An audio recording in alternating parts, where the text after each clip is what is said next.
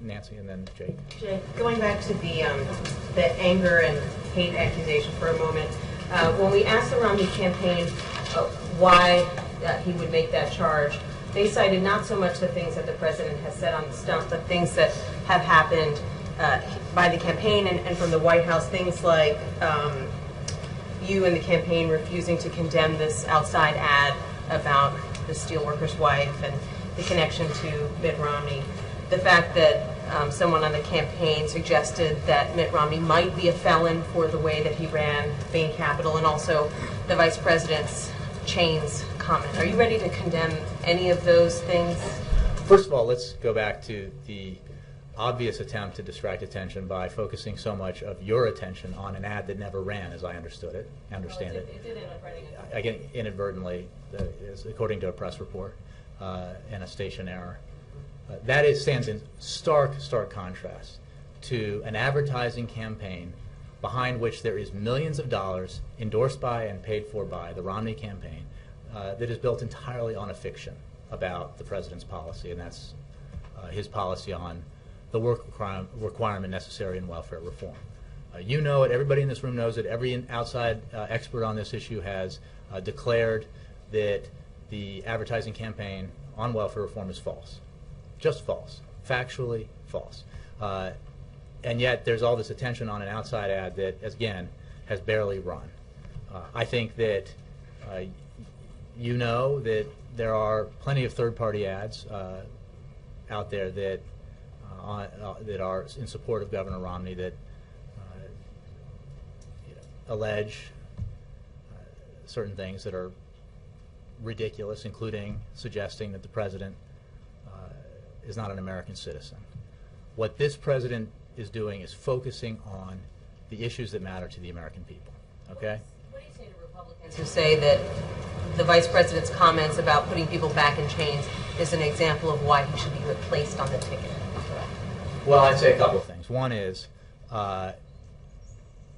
they know that what they're saying about this is ridiculous. The vice president was clearly making, as he repeated later, a statement about the Republican insistence that if they are able to, by taking control of the White House, they will immediately repeal Wall Street reform.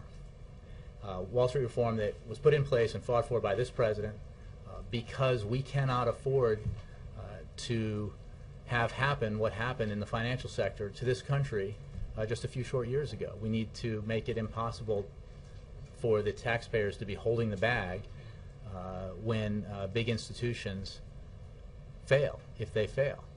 We need to make sure that we have the consumer protections in place that are part of Wall Street reform that were fought tooth and nail by Wall Street and by Republicans on the Hill.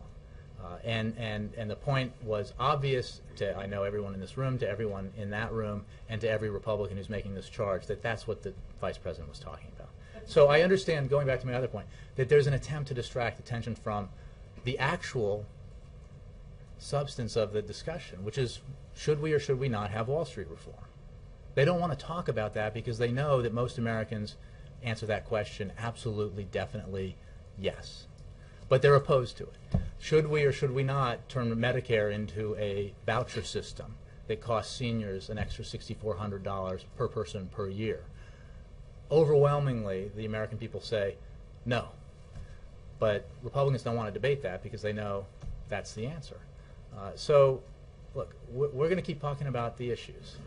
And there's going to be along the road here, as there always is, an attempt to distract attention from the issues when one side is losing the debate over the issues.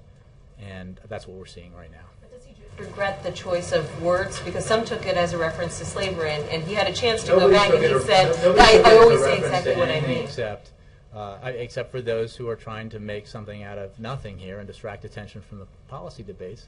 I mean, this is, you know that's not what this is about. You know he was talking, if you look at what he said, about Wall Street reform, about the desire of some to put banks and Wall Street back in charge of your financial transactions in life.